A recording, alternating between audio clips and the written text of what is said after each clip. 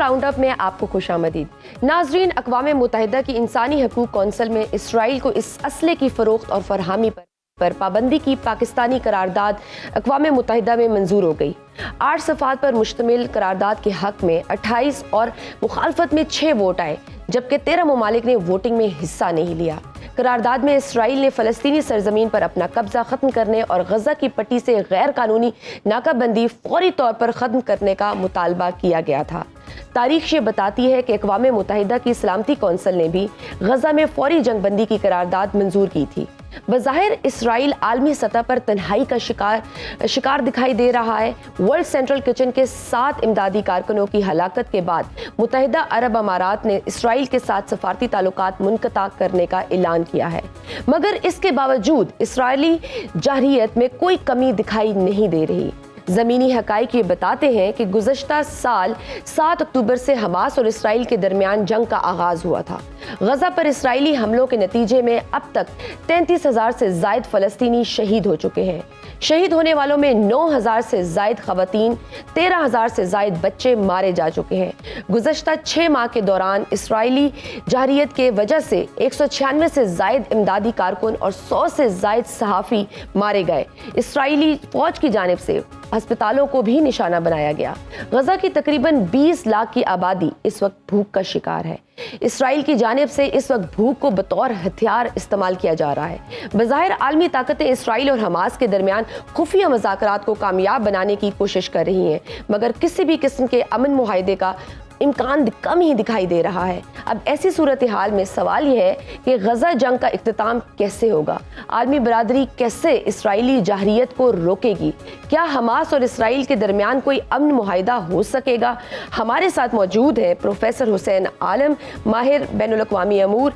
Sir, welcome to round. सबसे पहले ये बताइए कि 6 माह का अरसा गुजर चुका है। गज़ा पर इसराइली जारहियत के नतीजे में 33,000 से ज़ायद फ़लस्तीनी शहरी मारे जा चुके हैं। आप गज़ा की सूरत हाल को कैसे देखते हैं? Thank you very much for taking me on board. ऐसा है कि जब ये जंग स्टार्ट हुई थी तो उस टाइम लग रहा था कि शायद ये कुछ दिनों तक, कुछ हफ्तों तक चलेगी और उसके बाद ख़त्म हो जाएगी, लेकिन ये एक लंबा मैदान जंग है, आसाब की जंग है। और अब से कुछ अर्सा पहले जब हम गज़ा सिचुएशन रूम किया करते थे तो उस टाइम भी मैंने कहा था कि इस जंग ने लंबा चलना है और दोनों तरफ से लोग डिटरमिन्ड हैं। हर दो तरफ से हमास जो है वो भी इस चीज को लेके चल रही है कि ये जंग लंबी चलेगी और हम हिम्मत नहीं हारेंगे, और उन्होंने स्टार्ट भी ऐसे ही किया था। और दूसरी तरफ इसराइल जो है उनके गले की ये हड्डी बन चुकी है इस टाइम पर। अभी एट प्रेजेंट जो आप इंटरनेशनल मीडिया देख रहे हैं वो भी आपको बता रहा है कि इसराइल के अपने अंदर बहुत ज्यादा बड़े मैस लेवल के ऊपर मुजाहरे हो रहे हैं। आलमी सतह के ऊपर तन्हाई का शिकार है, लेकिन उस खित्ते के अंदर अरबों को कंट्रोल करने के लिए एक खंजर की तरह इसे रखा गया और हमेशा इंटरनेशनल कुव्वतों ने इस खित्ते को और तेल की सियासत को कंट्रोल करने के लिए हमेशा इसराइल का इस्तेमाल किया। अभी भी सिचुएशन ऐसी चल रही है। इस जंग के फौरी तौर पे खात्मे की कोई चीज मुझे नजर तो नहीं आ रही। अलबत्ता ये कि जो काहिरा में जो मुज़ाकरात शुरू होने जा रहे हैं, होपफुली वो आज होंगे। उसके अंदर अभी तक इसराइल ने अपनी कॉन्सेंट नहीं दी कि हम उसको ज्वाइन करेंगे या नहीं, जबकि दूसरी तरफ कतर, यूएसए और हमास जो है और मिस्र की इस सरजमीन के ऊपर इकट्ठे हो रहे हैं। तो ये डिपेंड करता है कि इसराइल के ऊपर प्रेशर और इकोनॉमी जो है वो कितना असर डालते हैं। और बैनुल अक़वामी तौर पर जो गेम प्लेयर हैं, खासतौर पर अमरीका है, बरतानिया ने तो इसके ऊपर कह दिया हुआ है कि ये अनकंडीशनल सपोर्ट नहीं है जब से वर्ल्ड सेंट्रल किचन के अरकान के ऊपर हमला हुआ है, ड्रोन अटैक हुआ है। लेकिन अमेरिका के ऊपर डिपेंड करता है कि वो चूंकि यूनिपोलर वर्ल्ड की का क्लेम कर रहा है, तो मैं समझता हूँ कि वो इसके अंदर बहुत इंपॉर्टेंट रोल प्ले कर सकते हैं। ठीक, प्रोफेसर साहब, सलामती कौंसिल की करारदाद हो या इंसानी हकूक़ कौंसिल की करारदाद हो, आलमी बरादरी इसराइली जारहियत को रोकने में नाकाम दिखाई दे रही है। मजीद कितनी देर आपको लगता है कि इसराइल आर्मी प्रेशर को बर्दाश्त कर सकता है? बैनुल-अक़वामी तौर पे जितना मर्जी आप प्रेशर डेवलप कर लें, करारदादें पास कर लें, जब तक इंटरनेशनल जो कुव्वतें हैं वो इसराइल के साथ खड़ी हैं, इसराइल को कोई प्रॉब्लम नहीं है। ठीक, क्या कतर, मिस्र और इसराइल की खुफिया सालिसी में इसराइल और हमास के दरमियान कोई सीज फायर या अमन का मुआहदा हो सकता है? ہاں اس میں ہو سکتا ہے. اس کی وجہ یہ ہے کہ جتنے قیدی ان کے پاس ہیں ان کو جنگی ہتھیار کے طور پہ استعمال کیا جا سکتا ہے, اسٹریٹجی کے طور پہ. جیسے اسرائیل جو ہے وہ خوراک کو اور بھوک کو ایک ہتھیار کے طور پہ استعمال کر رہا ہے, اور پچھلے دنوں جو ویڈیوز آئی ہیں اس میں دیکھا ہے کہ وہ گھاس کو ابال کے کھا رہے ہیں. غربت ہے, بے شمار بھوک ہے, اس کے علاوہ تباہی ہے. تو میرا خیال ہے کہ حماس اس ساری سچویشن کو ایکسپلائٹ کرے گی. اسرائیل کو اسلحے کی فروخت کے حوالے سے بھی دنیا کے مختلف ملکوں میں ہمیں پابندی کا مطالبہ سنائی دے رہا ہے. کیا مغربی ممالک اس پوزیشن میں ہیں کہ وہ اسرائیل کو اسلحے کی فراہمی بند کر سکیں؟ اچھا ایسا ہے کہ جو اسلحے کی فراہمی ہے یہ ڈائریکٹ نہیں بھی ہوتی. ابھی پچھلے دنوں بی بی سی نے ایک رپورٹ بریک کی تھی جس کے اندر کچھ ممالک جو ہیں تھرڈ پارٹی کے تھرو اسلحہ اور 55 mm کے مارٹرز اور باقی چیزیں خریدتے رہے, اور وہ انڈائریکٹ طریقے سے اسرائیل کو پہنچتا رہا. وہ سٹوری موجود ہے, آپ کے سامنے موجود ہے. اس میں کون کون سے ملک ہیں یہ ایک لسٹ ہے چھوٹی سی, تو وہ آئیڈینٹیفائی ہونا مشکل نہیں ہے, لیکن بین الاقوامی طور پہ ان قراردادوں کو سمبولک ہی لیا جاتا ہے. لیکن آپ دیکھیں نا, اس میں امریکہ نے اس مرتبہ سلامتی کونسل کی قرارداد کو ویٹو نہیں کیا, وچ از ویری امپورٹنٹ. امریکی موقف میں اس تبدیلی کی اصل وجوہات کیا ہیں, and how is gonna impact? ہاں, as far as American point of view is concerned, that is directly related to their upcoming elections. جو الیکشنز آ رہے ہیں اس کے اندر امریکہ کے اپنے اندر جو لوگ موجود ہیں جو ضمیر رکھتے ہیں, ان میں جو مسلمان کمیونٹی کے ووٹ ہیں وہ, پلس وہ لوگ جو کہ امریکہ کی بین الاقوامی قضیوں میں حصہ لینے اور اس کے اندر ناجائز سپورٹ کرنے کو غلط سمجھتے ہیں, وہ لوگ اینٹی جو بائیڈن ووٹ دیں گے. اور ہو سکتا ہے یہ ابھی ریسنٹلی آپ نے دیکھا ہے جو افطار ڈنر مسلمانوں کے لیے کہا گیا, تو وہاں مسلمانوں کی جو تنظیم تھی اس نے اس کا بائیک آؤٹ کر دیا. انہوں نے کہا جی ضرورت نہیں ہے کہ اگر آپ غزہ کے اندر اسرائیل کو سپورٹ کر رہے ہیں تو آپ ہم سے توقع کرتے ہیں کہ ہم آپ کے ساتھ افطار کریں گے, یہ ممکن نہیں ہے. تو یہ ایک بہت بڑا میسو قسم کا پروٹیسٹ تھا. جو احتجاج ویسے ہم نے مغربی دنیا میں دیکھا ہے فلسطینیوں کے حق میں, وہ احتجاج ہمیں مسلم دنیا میں کہیں بھی دکھائی نہیں دیا. ہاں آپ ٹھیک کہہ رہی ہیں, یہ بدقسمتی سمجھے, ہوئے بھی ہیں مظاہرے بہت سارے مسلمان ملکوں کے, ایون ہندوستان کے اندر مظاہرے ہوئے, لاہور کے اندر. ہاں اس لیول پہ نہیں تھے. اس کی وجہ یہ ہے نا, دو ریزنز ہیں. ایک تو یہ کہ پیچھے اس کے جو کھڑا ہے تو ہم اس سے ڈرتے ہیں سینکشنز کے, اور دوسرا بہت سارے ملکوں کے انٹرسٹ ہیں, تجارتی مفادات ہیں, سیاسی مفادات ہیں, گیم پلیئرز ہیں, انٹرنیشنل گریٹ گیمز ہیں, جس کی وجہ سے مسلمان ملکوں کے لوگ جو ہیں, اور ویسے بھی امت کی بے حسی بہت زیادہ بڑھ چکی ہے. آپ کا تو ماشاءاللہ بہت پروگرام ہے, آپ نے بہت بڑے بڑے اسکالرز کو سنا ہوا ہے, تو آپ کو پتا ہے کہ ہم بے حس ہو چکے ہوئے ہیں. ہم ابھی تک کوئی ایک کنسنسس ڈیولپ نہیں کر پائے. یہ ضرور ہے کہ وہ اسرائیل ظلم کر رہا ہے, لیکن ہماری اسٹریٹجی کیا ہے مسلم امہ کے طور کے اوپر؟ کیا ہم نے وار فوٹنگ کے اوپر کوئی اسٹریٹجی دی ہے کہ مسلمان ملک یہ ایکٹ کریں گے تو اس سے اسرائیل کو فرق پڑے گا؟ تو میرا خیال ہے کہ اس طریقے سے احساس نہیں ہے. کچھ میڈیا کے اندر بھی ایسا ہے کہ اب چیزیں روٹین کے اندر چلنا شروع ہو گئی. اسٹارٹ کے اندر ہر دوسرے دن تیسرے دن پروگرامز ہوتے تھے اور اس کا پریشر بلڈ ہوتا تھا, لیکن اب آہستہ آہستہ چیزیں ہم روٹین میں لینا شروع ہو گئے ہیں, جبکہ ہمیں اس پریشر کی ابھی بھی ضرورت ہے. اسرائیل کے اندر بھی ہمیں احتجاج دکھائی دے رہا ہے. اسرائیلی عوام وزیر اعظم سے استعفے کا مطالبہ کر رہی ہے. آپ کو لگتا ہے کہ نیتن یاہو زیادہ دیر تک عہدے پر برقرار رہ سکیں گے؟ ہاں یہ آپ نے بڑی ویلیوبل بات کی ہے. اسرائیل کے اپنے اندر جو سلیم الطبع لوگ ہیں, those people they have political consciousness. آپ کو شاید اندازہ ہے کہ یہ جو جنگ شروع ہوئی ہے اس کے اوپر اس سے پہلے بلکہ نیتن یاہو کے خلاف قراردادیں اور مختلف قسم کی پولیٹیکل مووز موجود تھیں. یہ اپنے ملک کے اندر بے شمار کرپشن کے چارجز کا سامنا کر رہے ہیں اور ابھی بھی کریں گے. اور جو ان کی پالیسی ہے جس کی وجہ سے یہ اس جنگ کے اندر کسی حد تک ہارے ہوئے نظر آتے ہیں. آپ کو اسرائیلی انٹیلیجنس فیلئر نظر آتا ہے اس حماس کے ساتھ وار کے اندر. آپ کو جو ان کی Iron Dome missile shield programme ہے اس کا فیلئر نظر آتا ہے. اس کے اندر آپ کو پوری دنیا کے اندر جو سیاسی پریشر ہے, اور اسرائیل کے اپنے اندر جو اسرائیلی ہیں وہ اپنے آپ کو غیر محفوظ سمجھتے ہیں. ان راکٹوں کے سامنے جن کی اس طریقے سے کوئی دنیا کے ہتھیاروں کے سامنے کوئی طاقت اور حیثیت نہیں تھی، تو اسرائیل کو اٹ سیلف ایک نان سیف کنٹری ڈکلیئر کیا گیا ہے، اور امریکہ نے بغیر ویزے کے اسرائیلیوں کو جنگ کے دوران امریکہ کے اندر داخلے کی اجازت دی تھی. تو اٹ شوز کہ امریکہ یا باقی لوگ سمجھتے ہیں کہ یہاں پر اسرائیلیوں کو خطرہ ہے. تو اگر اسرائیلی خود کو غیر محفوظ سمجھتے ہیں تو اس کے پیچھے نیتن یاہو کی پالیسیاں ہیں. اگر یہ پالیسیاں ٹھیک ہوتی تو شاید کیا اسے کہتے ہیں اس کا کوئی حل اور نکل آتا. تو لوگ خلاف ہیں، اور جب بھی یہ جنگ ختم ہوگی میں آپ کو پریڈکٹ کرتا ہوں کہ ان کو وار کرائمز کا سامنا کرنا پڑے گا، ان کو اپنے ملک کے اندر محاسبے کا سامنا کرنا پڑے گا، اور یہ نیکسٹ الیکشن ون نہیں کر پائیں گے. ایک اور اہم ڈیولپمنٹ بھی ہوئی تھی اس حوالے سے کہ متحدہ عرب امارات نے سفارتی تعلقات منقطع کرنے کا اعلان کیا تھا. اگر اسرائیلی جارحیت ایسے ہی جاری رہی تو ابراہیم معاہدے کا انجام کیا ہوگا؟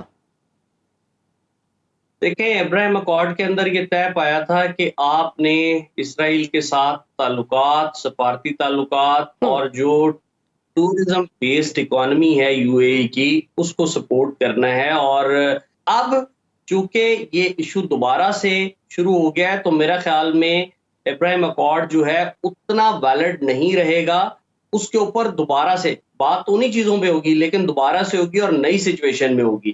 مطلب اس کو ریوائز کرنے کی ضرورت ہے. غزہ جنگ کے حوالے سے حماس کی حکمت عملی کیا ہوگی؟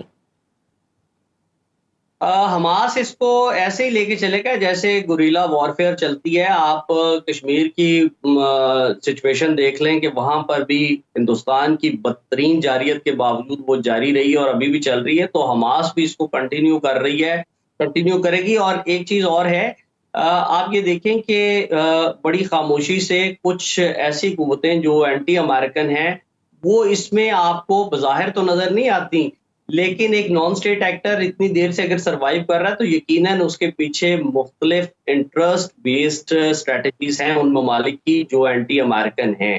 اس سب میں 100 سے زائد صحافی بھی اس جنگ میں مارے گئے.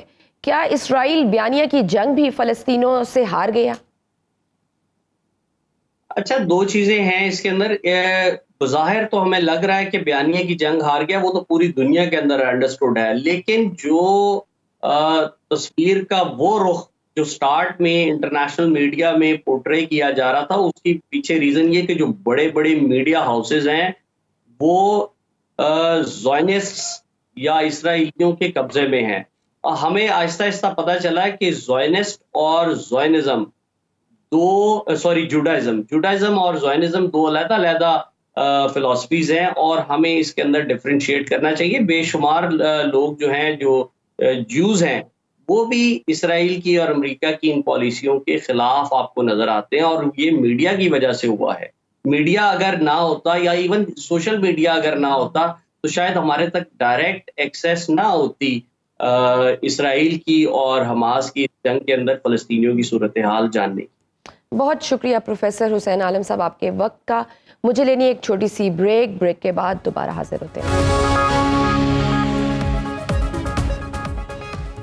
سنو راؤنڈ اپ میں آپ کو ایک بار پھر خوش آمدید. ناظرین، اس وقت پاکستان کو شدید معاشی مشکلات کا سامنا ہے. آمدنی کم ہے اور اخراجات زیادہ ہے. ریاست کی آمدنی میں کمی کی سب سے بڑی وجہ ایف بی آر کا موجودہ ٹیکس نظام ہے. اس کمزور نظام کی وجہ سے ریاست کو ٹیکس چوری، ٹیکس کلیکشن میں کمی اور ٹیکس نیٹ میں اضافہ نہ ہونے جیسے سنگین مسائل درپیش ہیں. عالمی مالیاتی ادارے مسلسل حکومت پاکستان کو ٹیکس نیٹ بڑھانے کے لیے ریٹیلرز، ریل اسٹیٹ اور زراعت کے شعبے پر ٹیکس عائد کرنے کا مطالبہ کر رہے ہیں. یہی وجہ ہے کہ ریٹیلرز کو ٹیکس نیٹ میں لانے کے لیے ایف بی آر کی جانب سے تاجر دوست نامی اسکیم کا آغاز کیا گیا. اس اسکیم کے تحت تقریباً 31 لاکھ تاجروں کی رجسٹریشن کی جائے گی. تاجر دو اسکیم کا آغاز پاکستان کے 6 بڑے شہروں کراچی، لاہور، اسلام آباد، راولپنڈی، پشاور اور کوئٹہ سے ہوگا. تاجر اور دکاندار ٹیکس آسان نامی موبائل ایپ یا ایف بی آر کے ویب پورٹل پر رجسٹریشن کروا سکیں گے. 30 اپریل 2024 تک رضاکارانہ طور پر رجسٹریشن نہ کروانے والے ریٹیلرز پر جرمانے بھی عائد ہوں گے. تاجر دو اسکیم کا اطلاق چھوٹے تاجروں، دکانداروں، ہول سیلرز، ریٹیلرز، مینوفیکچررز کم ریٹیلرز، امپورٹر کم ریٹیلرز پر ہوگا. होगा। FBR को ताजिर दोस्त स्कीम से सालाना तकरीबन 500 अरब रुपए तक इजाफी टैक्स की तवक्को है। ताजिरों और दुकानदारों के लिए कम अज कम एडवांस टैक्स 1200 रुपए होगा, जबकि माहाना एडवांस इनकम टैक्स की पहली वसूली 15 जुलाई 2024 से होगी। पूरे साल का टैक्स यकमुश्त अदा करने पर 25% रियायत भी होगी। तारीख ये बताती है कि 2006, 2015 और 2019 में मुख्तलिफ हुकूमतों की जानिब से रिटेलर्स को टैक्स नेट में लाने के लिए कई मरतबा इसी नोयत की स्कीमें मुतारिफ करवाई गईं, मगर हर मरतबा FBR को टैक्स नेट में इजाफे के हवाले से नाकामी का सामना करना पड़ा। सियासी हुकूमतें अपने वोट बैंक को बचाने की खातिर ताजरों पर टैक्स आयद करने से गुरेज करती रही। इसी सूरत हाल में सवाल यह है कि क्या FBR की ताजिर दोस्त स्कीम कामयाब होगी? क्या छोटे दुकानदार और रिटेलर्स अपने आप को FBR में रजिस्टर्ड करवाएंगे? सवाल तो ये भी अहम है कि क्या नई हुकूमत के पास इतनी पॉलिटिकल विल है कि वो रिटेलर्स का दबाव बर्दाश्त कर सकेंगे? हमारे साथ मौजूद है डॉक्टर शाहिद हसन सिद्दीकी साहब, माहिर माशियात हैं। वेलकम टू द सुनो राउंड अप सर। पहले ये बताइए, आप FBR की ताजिर दोस्त स्कीम को कैसे देखते हैं? 500 अरब का टैक्स इकट्ठा करने की तवक्को की जा रही है, क्या 31 लाख रिटेलर्स रजिस्ट्रेशन करवाएंगे? बहुत शुक्रिया। देखिए, ताजरों को टैक्स नेट में लाने की पहली कोशिश जो है वो 2001 में हुई थी, और उस वक्त मुशर्रफ साहब के दौर में उन्होंने मिलिट्री के आदमियों को भेजा था दुकानों पर, लेकिन वो नींद दिलाना कोशिश थी, वो नाकाम कर रखना चाहते थे, नाकाम हो गई। उसके बाद जितनी भी हुकूमतें आईं सब ये दावे करती रही कि हम ताजरों को टैक्स नेट में लाएंगे। अब ये जो इस हुकूमत ने बात की है ये कोई नई बात नहीं है, लेकिन इसमें दो अहम तरीन सवालात हैं। पहला सवाल ये है कि अगर ये ताजिर, एक मिनट के लिए हम फर्ज कर लेते हैं कि सारे टैक्स नेट में आ जाते हैं, ईमानदारी से भी टैक्स दे देते हैं और चंद 100 रुपया आपको मिल जाता है मज़ीद, तो क्या उससे कोई बड़ा मसला हल हो जाएगा? जवाब है नहीं। बिल्कुल वाज़ेह मिसाल है कि एक आदमी का मिसाल के तौर पर 1 करोड़ रुपया कौमी बचत पर लगा हुआ है, हुकूमत को पता है उसने उसको इनकम टैक्स उस रकम पे नहीं दिया हुआ, तो क्या मुश्किल है कि आप एक खत उसको लिखें, FBR लिख दे जी। या मैं तो चाहूँगा प्राइम मिनिस्टर सेक्रेटेरिएट पे एक आदमी बैठा दिया जाए, वो ये लिखे कि आप 1 हफ्ते में ये पेमेंट करें, वरना हम इसमें से आपके पैसे काट लेंगे, क्योंकि कानून मौजूद है, और अगर ये नहीं करते तो कानून से इनराफ है। तो इस तरीके से जो मैंने रिसर्च है कि वो है 1100 अरब रुपया हुकूमत को मिल सकता है, लेकिन वो हाथ नहीं डाल रहे क्योंकि वो लाजमी मिल जाएगा, और कानून तोड़ रहे हैं कि उन असासों पे हाथ नहीं डाल रहे, और ये एक नई एफर्ट कर रहे हैं। देखिए, पहली बात ये थी कि इस वक्त FBR जो है वो तकरीबन 9000 अरब रुपया सालाना, जो पाकिस्तान में टैक्सों की पोटेंशियलिटी FBR की उससे कम वसूल कर रहा है, 9000 अरब रुपया। उसकी वजह से आप ना तालीम के बजट आप कम करते हैं, सेहत का कम करते हैं, बिजली के नर्ख बढ़ाते हैं, गैस के नर्ख बढ़ाते हैं, पेट्रोल के नर्ख बढ़ाते हैं, पेट्रोलियम लेवी भत्ता बढ़ाते हैं, ये सब कर रहे हैं। लेकिन वो हम ये जो 9000 अरब रुपए का है उसके लिए तो बड़ा आसान तरीका है। हम तो ये चाहते हैं कि आप ये कहें कि हर वो शख्स जो पाकिस्तान में रहता है और उसकी सालाना आमदनी 10 लाख रुपया सालाना है या उससे ज़्यादा, उस पर टैक्स नाफिज होगा और देना है, कोई छूट नहीं होगी। तो आप जब तक किसी को सिंगल आउट करते हैं ना, तो वहाँ पर एतराज़ होता है कि जी आप प्रॉपर्टी माफिया से तो नहीं ले रहे। तो आप ये करें कि जो तीनों पार्टियों का मंशूर भी है कि 10 लाख रुपए सालाना से ज़्यादा जिसकी आमदनी है उस पर टैक्स नाफिज करें और वसूल करें। ये काम FBR के करने का नहीं है, ये काम पार्लियामेंट के और सूबाई असम्बली को करने का है। वो नहीं चाहते हैं, अगर हुकूमत नहीं चाहती, FBR उन्हीं का एक इदारा है, हुकूमत नहीं चाहती कि टैक्स की चोरी रुके, इसके दस्तावेजी सबूत मौजूद हैं, हुकूमत नहीं चाहती कि मईशत दस्तावेजी हो, तो FBR उन्हीं का इदारा है, करप्ट इदारा है, नायल इदारा है, तो वो भी वही कर रहा है। तो मैं सिर्फ ये कहना चाह रहा हूँ कि इससे 2 कदम आगे बढ़ रहे हैं टैक्स लेने में, और 4 कदम ये पीछे हट रहे हैं। अगर आज भी ये मौका ज़ाया कर दिया इन्होंने, हर किस्म की आमदनी पर टैक्स नहीं लगाया, तो पाकिस्तान की मईशत के लिए, पाकिस्तान की सलामती के लिए, अवाम के लिए बहुत मुश्किलात बढ़ेंगी। तो मैं तो ये फर्ज कर रहा हूँ कि ये सब टैक्स नेट में आ जाएंगे और चंद 100 अरब रुपए दे देंगे, उसके बाद भी। लेकिन डॉक्टर साहब, आपको क्या वाकई लगता है कि मौजूदा हुकूमत में इतनी पॉलिटिकल विल है कि वो इस स्कीम पर अमल दरामद करवा सके? मैंने आपसे कहा ना कि ये लीपा पोती हो रही है, लेकिन कुछ ना कुछ इसलिए ताजिर भी अब इस बात के लिए किसी न किसी हद तक तैयार हैं, किसी न किसी हद तक। इनको अब ये पता चल गया है कि भाई जब आपको, मैं उनको भी पता है ताजिरों को, कि जो हमारे टैक्स रेवेन्यूज हैं नेट, पाकिस्तान के, उससे आप सूद ही अदा नहीं कर सकते तो पूरा मुल्क कैसे चलेगा। ताजरों का भी मौक़िफ़ है स्कीम के हवाले से कि इस किस्म की स्कीम शुरू करने से पहले हुकूमत उन्हें एतमाद में नहीं लेती। क्या स्कीम शुरू करने से पहले हुकूमत को दुकानदारों को एतमाद में लेना चाहिए था? देखिए, एतमाद में तो लेना इसलिए चाहिए था कि आप 23 साल से उनके साथ मुज़ाकरात करके उनको छूट देते रहे, वो आदी हो गए हैं इस बात के। लेकिन मेरा अब भी यही कहना है कि अगर हुकूमत ये कहे कि जी हम तो आप पे टैक्स लगा ही नहीं रहे, हम तो ये कह रहे हैं कि 10 लाख रुपए सालाना से ज्यादा की आमदनी है वो उस पर टैक्स लगाए, तो आप अकेले नहीं है उसके अंदर। ये जब आप ये करते हैं कि असल में वो क्यों कह रहे हैं प्रॉपर्टी माफिया है, कई हजार अरब रुपए की प्रॉपर्टी चोरी का पैसा लगा हुआ है, 20 करोड़ रुपए की प्रॉपर्टी 2 करोड़ में रजिस्टर हो रही है, तो ये माफियाज जो बन गए हैं। बट अगर देखें माजी में देखें ना, 2006 में देखें, 2015 में देखें, 2019 में मुख्तलिफ हुकूमतों ने ताजरों को इसी नौयत की स्कीमों के जरिए टैक्स नेट में लाने की कोशिश की, मगर हर हुकूमत नाकाम रही। क्यों हुकूमतें ताजर बरादरी के आगे बेबस हो जाती हैं? पहली बात, कोई हुकूमत भी नाकाम नहीं रही, किसी हुकूमत ने भी संजीदा कोशिश नहीं की।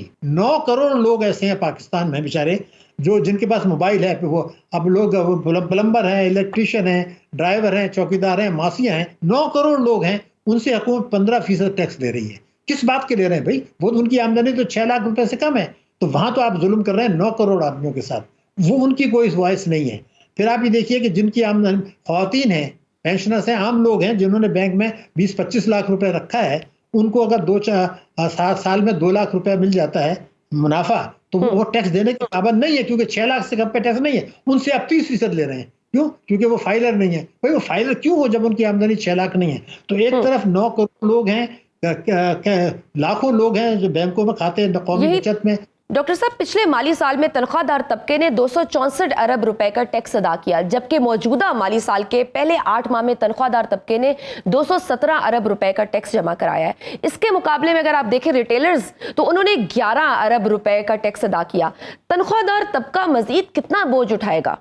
वही तो ये हमारा जो मिडिल क्लास है ना, यही लोग सबसे ज्यादा गलती कर रहे हैं। उनको ये समझना होगा कि जो कुछ सियासी खेल हो रहा है उसमें गरीब और मुतवस्सित तबके के लोग पिस रहे हैं। अब ये बताइए, तनख्वाहदार तबके से आप टैक्स भी ले रहे हैं जी, फिर जब आप बिजली के नर्ख बढ़ाते हैं वहां भी जो है वो उसको पैसा देने, फिर गैस के नर्ख बढ़ाते हैं। लेकिन सबसे बड़ी चीज ये है कि वो अगर आप कभी थोड़ी बहुत तनख्वाह उसकी बढ़ाते हैं तो इलाज मुआवजा और तालीम के खर्चात इतने बढ़ गए हैं। तो हमें तो ये डिमांड करना था ये तनख्वाहदार तबकों को भी और मुतवस्सित तबके को भी कि जनाब ये तमाशा बंद करें। आप तालीम और सेहत आपकी जिम्मेदारी है, आइन कहता है। तो जब तक अवाम मिडिल क्लास, ये तालीम याफ्ता तनख्वाहदार तबके, ये इनको ये होश नहीं आएगा कि उनकी अब जिम्मेदारी है, ना हुकूमत करेगी, ना वफाकी करेगी, ना सूबाई करेगी, ना स्टेट बैंक करेगा, ना SIFC करेगा। मैं आपको यकीन दिला रहा हूँ, जब तक लोग अपने हकूक के लिए आप लोगों का प्रेस क्लब में जाएं, आपके चैनल के पास आएं, वहां जाके प्रोटेस्ट करें आधे घंटे के लिए शाम को कि जनाब ये क्या हो रहा है, हमें हमारा बच्चा स्कूल क्यों नहीं जा रहा, हमें ये हमारे ऊपर ये टैक्स क्यों लगा रहे हैं, प्रॉपर्टी माफिया क्यों नहीं टैक्स दे रहा। आपको पता है कि कई हजार अरब रुपए का चोरी का पैसा है। ज़राअत का मैं आपको बता दूं, कम से कम वो 400 अरब रुपया उनको टैक्स देना चाहिए। वो कितना दे रहे हैं? 2 अरब रुपया। तो उनको ये कहना चाहिए कि वो बार बार जो उनके साथ जुल्म ज्यादती हो रही है कि वो टैक्स देते जाएं अरबों में, और जो अरबपति लैंडलॉर्ड्स हैं वो सिर्फ 2 अरब रुपए साल का टैक्स देते हैं। तो एहतजाज जब तक नहीं करेंगे, प्रोटेस्ट नहीं करेंगे, सिर्फ जिंदाबाद के नारे लगाएंगे तो उनके हुकूक भी नहीं मिलेंगे। अच्छा, FBR 2 बरस में सिगरेट, सीमेंट, शुगर और खाद के शोबों में ट्रैक एंड ट्रेस सिस्टम नाफिज नहीं कर सका। इस मामले पर वजीर आज़म ने 5 रुकनी तहकीकाती कमेटी भी कायम की है। इस नाकामी की वजह क्या है? FBR में मसला नीयत का है या अहलियत का? नीयत का। देखिए मैं आपको बता दूं, अहलियत का सवाल ही नहीं पैदा होता। पहले अगर आपको याद हो, ये कहा था गया था कि जो लोगों बैंकों में जो पैसा रखते हैं उस पर जो मुनाफा मिलता है उससे हमें हुकूमत को पता चल जाता है कि किसको कितना मुनाफा मिला। तो वो उन्होंने कहा था हम उनसे टैक्स लेंगे, वो नहीं किया उन्होंने। बिजली के बिल आते हैं, क्लब के बिल आते हैं, होटल्स के बिल आते हैं, अस्पतालों के बिल आते हैं, इन सबको उन्होंने कहा था कि GST लिया जाता है। तो ये जो हुकूमत के पास डेटा है, अगर इसी से काम कर लें तो उनको ना ट्रेडर के पास जाने की ज़रूरत है। उनको पकड़ लें कि जनाब ये तो आपने बच्चों की फीस तो 2 लाख रुपए दी है, तो आप तो इनका सिर्फ, और आपके घरेलू बिजली का बिल आपका इतना है, क्लब की फीस इतनी है, आपने 4 सारी चीज़ें मौजूद हैं। अगर वहां से करना चाहें तो नाकाम कोई हुकूमत नहीं हुई है। वो अशराफिया की मईशत है। ये सब आवाम को दिखाने के लिए कुछ उछल कूद करने के लिए कुछ अपना, तो ये जो ड्रामा है। अच्छा, हुकूमत पीआईए की निजकारी की जानिब बढ़ रही है, आप इस फैसले को कैसे देखते हैं? देखिए, मैं तो बिल्कुल जिम्मेदारी से बता रहा हूं कि 6,500 अरब रुपए अब तक हम वसूल कर चुके हैं इदारों की निजकारी से, और जो आदाद शुमार मेरे पास है जिसको कोई डिनाई नहीं कर सकता, मुकम्मल तौर पर नाकाम रहा है निजकारी का नाम। 6,500 PTCL आप देख लीजिए, उन्होंने $800 मिलियन हमारे आज तक नहीं दिए, 18 साल हो गए। वो $800 मिलियन का सूद ही $2 अरब बन जाता है, वो नाकाम हो चुका है। अब पीआईए की बात ये है, उसको ये 2 हिस्सों में बांट रहे हैं, ये खराब हिस्सा हुकूमत के पास रहेगा और जो अच्छा हिस्सा है उसको ये निजकारी कर रहे हैं। अरे भाई, जब खराब आपने अलग कर ही दिया तो आपके पास 25 करोड़ आदमियों का गारंटीड बिजनेस है, डोमेस्टिक ट्रैवल भी है, उम्रा भी करते हैं, बाहर भी जाते हैं, समंदर पर पाकिस्तानी भी आते हैं। तो अगर SIFC को कोई फॉरेन इन्वेस्टमेंट लाना है तो वो पीआईए में लेकर आए और वहां से भी ये कानून बना दें आइंदा के लिए कि फी जहाज इतने एम्प्लॉय होंगे, इससे ज्यादा एम्प्लॉय नहीं रख सकते कानून। तो फिर गारंटीड बिजनेस है तो वो आप उसको क्यों निजकारी करना चाहें? ये तो हमारी एयरलाइन, हमारा फखर था किसी जमाने में। डॉक्टर साहब, FBR की रीस्ट्रक्चरिंग के हवाले से भी बात हो रही है कि इसको 2 हिस्सों में तकसीम करने की कोशिश की जा रही है। FBR की रीस्ट्रक्चरिंग कितनी जरूरी है? हर वो काम जब तक आप वफाक और सूबे हर किस्म की आमदनी पर टैक्स नहीं लगाते, मईशत को दस्तावेजी नहीं बनाते, 80,000 अरब रुपए का कालाधन मुल्क में मौजूद है, आपके पास तफसीलात वो मौजूद हैं उसके अंदर कंप्यूटर में। जब तक ये काम आप नहीं करते, आप इस रीस्ट्रक्चरिंग कर लें, डीस्ट्रक्चरिंग कर लें, कोई मकसद हासिल नहीं होगा। ये सब वो चीज़ें हैं कि किसी न किसी तरह इश्यूज को साइड ट्रैक कर रहे हैं। ठीक है, स्मगलिंग, और ये बताइए, स्मगलिंग और टैक्स चोरी या टैक्स कलेक्शन के हवाले से SIFC के इक़दामात को आप कैसे देखते हैं? देखिए, बात ये थी कि अगर आपने पिछले हफ्ते अखबारात में पढ़ा हो, ईरानी तेल आज भी आ रहा है बड़े पैमाने पर। तो जो ट्रकों के जरिए तेल आ रहा है, वो SIFC बनी थी, आपको याद होगा, जून 2023 में। वो कहते हम तो डॉलर स्मगलिंग भी रोकेंगे, ये भी सब रोकेंगे। तो सवाल ये कि जो ट्रकों में वो आ रहा है तेल, वो तो आज तक रुक नहीं सका। कि आर्मी ने संजीदा कोशिशें की, निगरान हुकूमत ने उनको नाकाम बनाया, क्योंकि वो भी इन्फ्लुएंस के अंदर थे अशराफिया के, और मौजूदा हुकूमत भी थी। अब SIFC के कंधे पर रख के ये सारे काम कर रहे हैं, और जब कुछ होगा बाद में तो कहेंगे जी ये तो SIFC का फैसला था, वो तो फौज बैठी थी। इसलिए मैं उनको मशवरा दे रहा हूँ, फौज पाकिस्तान को, कि अब आप इनकी बात ना सुने, आप उनसे कहें जो आदाद शुमार अभी मैंने बताए दूसरे, वो रख के बताइए कि आपने अगले 3 साल में जो आपका ब्लू प्रिंट होगा उसमें कितने टैक्स आएंगे, कितनी तालीम को जाएगा, कितनी सेहत को जाएगा, रुपए की कदर कैसे रुकेगी। नहीं होगा, इसलिए कि वो संजीदा कोशिश जरूर उन्होंने की है, लेकिन उनकी फील्ड नहीं है, तो उनको जो टेक्नोक्रेट्स उन्होंने नाकाम बनाया है, मुकम्मल नाकाम है। सही है। वज़ीर आज़म से हाल ही में अवार्ड वसूल करने वाले नुमायां टैक्स पेयर्स को ऑनर कार्ड जारी करने का फैसला किया गया है, जिसके तहत टॉप टैक्स पेयर्स को तमाम हवाई अड्डों पर VIP लाउंजेस तक रसाई मिलेगी, सरकारी पासपोर्ट जारी किए जाएंगे। क्या ये स्कीम टैक्स पेयर की हौसला अफजाई कर सकेगी? सवाल ये पैदा हो रहा है कि क्या जो उन्होंने टैक्स दिया है जी मुल्क कानून की पाबंदी की है या कोई चीज़ एक्स्ट्रा दी है। अगर उन्होंने उनकी जो डिक्लेयर्ड आमदनी थी जिससे बचना मुमकिन नहीं था और वो टैक्स दिया है तो वो बच सकते नहीं थे, तो उसमें किस इनाम तो वो होता है कि आप beyond the call of the duty जाए। तो अगर उन्होंने टैक्स दिया है तो कानून के मुताबिक दिया है ना, ये एक्स्ट्रा दिया है, तो उसको आप रिकॉग्नाइज करें कि हाँ भाई आप ईमानदार आदमी, खत दे दें उनको ज़्यादा से ज़्यादा। ये तो कोई beyond the call of the duty जाके कोई मुल्क की कोई खिदमत तो नहीं कर रहे, बिल्कुल कानून के मुताबिक चले। बहुत शुक्रिया डॉक्टर शाहिद हसन सिद्दीकी साहब आपके प्रोग्राम का। मुझे किसी ब्रेक, देखते रहिए सुनो राउंड अप। सुनो राउंड अप में आपको खुशामदीद। नाजरीन, मुल्क में गंदम की फसल की कटाई का अमल शुरू होने जा रहा है। पंजाब हुकूमत की जानिब से इस साल गंदम की इमदादी कीमत सिर्फ 3,900 रुपए मुकर्रर की गई है, जबकि सरकारी सतह पर किसानों से गंदम खरीदने के लिए कोई बाकायदा हदफ भी मुकर्रर नहीं किया गया। पंजाब हुकूमत की जानिब से इस साल सरकारी बारदाना के इजरा की हद 12 एकड़ से कम करके 6 एकड़ मुकर्रर की गई है। माजी में फी एकड़ 10 बोरी बारदाना दिया जाता था, जिसे इस मरतबा कम करके महज 6 बोरी कर दिया गया है। गुज़श्ता साल किसानों की फी बोरी 60 रुपए ट्रांसपोर्टेशन चार्जेस दिए गए थे, जिन्हें इस मरतबा कम करके 30 रुपए फी बोरी कर दिया गया है। ज़मीनी हकाइक ये बताते हैं कि गुज़श्ता साल पंजाब हुकूमत ने किसानों से 45 लाख टन गंदम खरीदी थी। 2023 के लिए गंदम की सरकारी खरीदारी की मजमूई हदफ 78 लाख टन मुकर्रर किया गया था। तहम इस मरतबा पास को 14 लाख, सिंध 10 लाख, जबकि बलोचिस्तान 50,000 टन गंदम किसानों से खरीदेगा, यानी मजमूई तौर पर 24.5 लाख टन गंदम खरीदी जाएगी। वजारत नेशनल फूड सिक्योरिटी ने इक्तिसादी राब्ते कमेटी को मुतनब्बे किया है कि गंदम की मुजव्वज़ा अहदाफ सूबाई ज़रूरियात पूरी करने के लिए नाकाफ़ी है।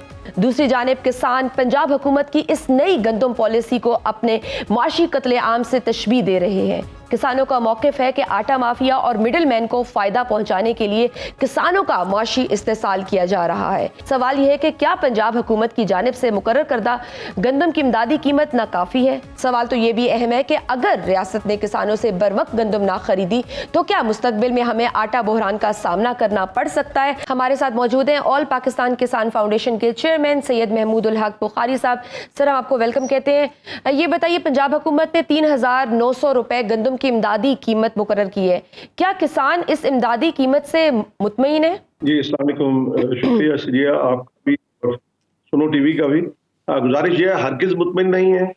हम इसको किसान दुश्मनी समझते हैं और ये किसानों के खिलाफ हमेशा से ये साजिश चली आ रही है कि किसान को उसका सही मुआवजा जो है वो नहीं दिया जाता। अंदाजा लगाइए कि पिछले साल जो है खाद का क्या रेट था, पेस्टिसाइड का क्या रेट था, बिजली का क्या रेट था, और एक साल के बाद आज जो है वो उसके रेट्स क्या है। जमीन और आसमान का फर्क है। और इससे बड़ा और जुल्म क्या होगा कि किसान जो है वो उसको छोड़ दिया गया है उन भेड़ियों के आगे कि वो इनको नोच नोच के खाएं। ये अपने पाकिस्तानियों के लिए बुखारी साहब, पंजाब हुकूमत ने इस मर्तबा गंदम खरीदारी के लिए अब तक कोई बाकायदा हदफ मुकर्रर नहीं किया। अगर हुकूमत किसान से गंदम नहीं खरीदेगी तो उसके क्या असरात होंगे? उसके असरात होंगे कि किसान मरेगा, किसान जो है वो जलील और ख्वार होगा, और हो रहा है। अभी तो आप ये देखें कि गंदम शुरू हो गई है, गंदम खेतों के अंदर पड़ी हुई है और कोई उसका खरीदार नहीं है। ये तो हुकूमत वक्त को चाहिए था कि वो बर वक्त अपनी पॉलिसी जो बनाते। आप देखें कि इस वक्त पाकिस्तान को जो है वो 3 लाख टन जो है वो उसकी जरूरत है पाकिस्तान की, और इस वक्त आप 1 करोड़ और 70 लाख एकड़ के ऊपर जो है पंजाब के अंदर गंदम काश्त है। और उसकी आप अंदाजा लगाएं इनकी नालायकी और नाअहली की कि गंदम निकलना शुरू हो गई है, और ये पंजाब गवर्नमेंट जो है वो कल उसका ऐलान कर रही है, और ऐलान भी वो कर रही है जो किसानों को काबिल कबूल नहीं है। मैं आपके प्रोग्राम के से बता देना चाहता हूं कि इसके लिए हमें सड़कों पे निकलना पड़ा, हम सड़कों पे निकलेंगे, हम एहतजाज करेंगे।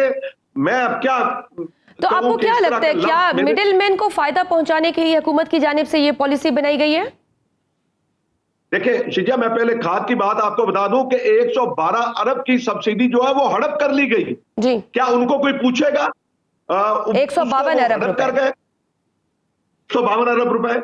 और फिर ये है कि हमें खाद जो है वो महंगी से महंगी और लाइनों में लेके किसान खाद ली है। एक किसान की इससे बड़ी तजलील क्या होगी कि मैं अब ये देखें कि गंदम की काश्त के वक्त हमने लाइनों में लग के खाद ली और ब्लैक के अंदर खाद मिली, जिसकी कीमत आपको मैं बता दूं कि जो केयर टेकर हुकूमत से पहले जो हुकूमत निगरान थी उससे भी पहले जो हुकूमत गिराई गई थी, इमरान खान साहब की हुकूमत के वक्त आपको मैं बता दूं कि उस हुकूमत के वक्त में जो बिजली का रेट था वो था 8 रुपए जरी ट्यूबवेल का, और आज वो रेट 45 रुपए पे पहुंच गया। किसान क्या करे, किस तरह कंपीट करेगा? उस वक्त खाद का, यूरिया का रेट 2000 रुपए था, आज उसी खाद का रेट जो है वो 55,100 रुपए हो गया, 5,500 रुपए हो गया। इसी तरह पेस्टिसाइड का रेट बढ़ गया, और किसान तो जो है वो कोई भीख नहीं मांगता। हम कहते हैं कि हमारी फसल का रेट 6,000 रुपया देना चाहिए। इस साल सरकारी बारदाना इजरा के लिए 6 एकड़ की हद मुकर्रर की गई थी, इस मर्तबा 10 की बजाय 6 बोरियां फी एकड़ दी जाएंगी। इस इकदाम को कैसे देखते हैं? इस इकदाम को मैं एक बुरा इकदाम का नाम दूंगा। मैं मरियम नवाज साहबा से कहता हूं कि आपके आसपास लोग बैठे हैं वो मुखलिस लोग नहीं हैं। आपको तो नहीं पता कि 1 एकड़ में कितनी कनालें होती हैं। मरियम साहबा, आपको नहीं पता कि जो किसान जो है वो एक गंदम को 6 माह के अंदर कितने पानी लगाता है, उसको कितनी खाद डालता है। ये जो आसपास बाबू बैठे हुए हैं जिनको आपने मराद के अंबार लगा दिए हैं, जिनके लिए, जिनको विगो डाले लेके आपने दिए हैं, और उनको मराद, उनके बच्चे लंच के अंदर पढ़ते हैं और पता नहीं कहां पढ़ते हैं। आज इस किसान के साथ अगर आप इस तरह करेंगी, उसका रद्द अमल आएगा। मैं आपको बता रहा हूं। आप मुझे बताएं कि 1 एकड़ में से 40 मन जो है वो गंदम होती है जी, अगर, तो फिर तो मुझे बताएं बाकी गंदम कौन उठाएगा? यही माफियाज उठाएंगे, ये आपका मिडल मैन उठाएगा, आपका फ्लोर मिल वाला। और शिजा एक और बात कह दूं, जबकि इसमें एक और चीज भी है, लेकिन कुछ इनिशिएटिव्स और भी लिए गए। हुकूमत ने किसान कार्ड लेकर आ रहे हैं, तो हमारी किसान बरादरी इस स्कीम को कैसे देखती है? हरगिज नहीं जी, हमें कोई किसान कार्ड जो है वो उसकी जरूरत नहीं है। ये पहले भी इस तरह के कई किसान कार्ड हमने देखे हैं, किसानों को कुछ नहीं मिलता, और ये किसान के नाम के ऊपर ये जो आपकी ब्यूरोक्रेसी है वो खाती है, और जो हुकूमती लोग हैं वो खा जाते हैं। सिजिया, हमें तो कुछ नहीं मिलता। मैं अब आपको ये बताऊं कि हमारे साथ तो इतना जुल्म हो रहा है, यानी हम वो किसान हैं जो अपने मुल्क के लिए, अपने पाकिस्तानियों के लिए अनाज मुहैया करते हैं। आप ये देखें कि ये 25 करोड़ का मुल्क है, और इसके लिए गंदम जो है वो पैदा करते हैं, और हुकूमत ने अब जो गंदम मंगाई है वो भी बड़ी ज्यादती की, जो केयर टेकर ने फैसला किया, जबकि अपनी गंदम पड़ी हुई थी यहाँ पे 35 लाख टन, तो फिर बाहर से जो है वो 30-32 लाख टन मंगाने की जरूरत नहीं थी। लेकिन SIFC की अगर हम बात करें तो SIFC ज़राअत पर बहुत फोकस कर रही है। आपको मुल्क में ग्रीन इनिशिएटिव आता दिखाई दे रहा है?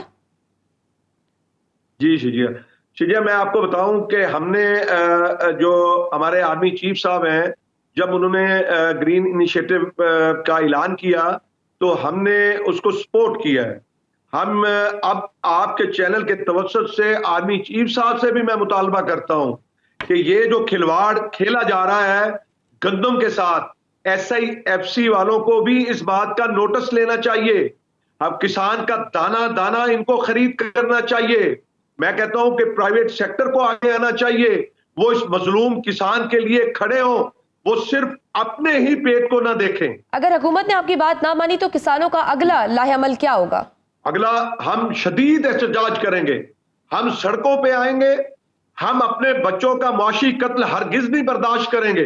जिस खेत से दहका को मयसर न हो रोजी, उस खेत के हर खोशाए गंदम को जला दो। बहुत शुक्रिया सैयद महमूद बुखारी साहब। नाज़रीन, प्रोग्राम आपने देखा, फीडबैक देना ना भूलिएगा। मुझे दीजिए इजाज़त, अल्लाह हाफ़िज़।